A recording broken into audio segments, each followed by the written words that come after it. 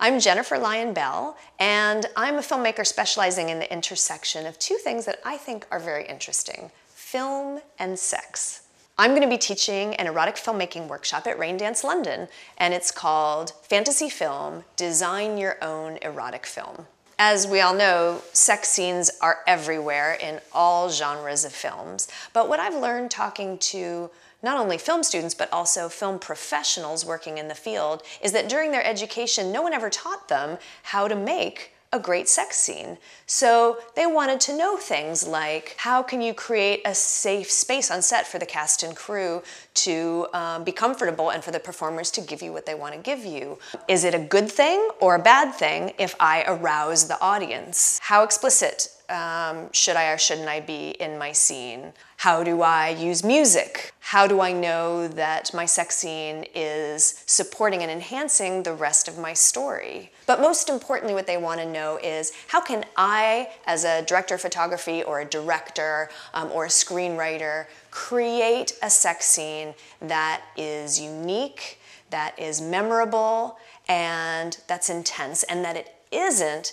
just kind of a cut and paste job from the generic sex scenes that we've all seen in movies before. Now, I can help you with this because I specialize in sex scenes. First of all, I'm an erotic filmmaker myself, so I create award-winning films for my independent production company, Blue Artichoke Films. But I'm also a curator and programmer specializing in erotic films, so I've had the chance to see all kinds of wonderful filmmaking material. In this erotic filmmaking workshop, you are going to create a great, authentic scene. And when you walk out of the workshop, you're going to walk out with a storyboard you created with a scene that you are proud of. And you're going to be able to do that because you're going to create a sex scene with soul. And you're going to do that because you're going to dig deep and be honest with yourself about sexuality. You're going to be able to answer questions like, what kind of sexual imagery inspires me?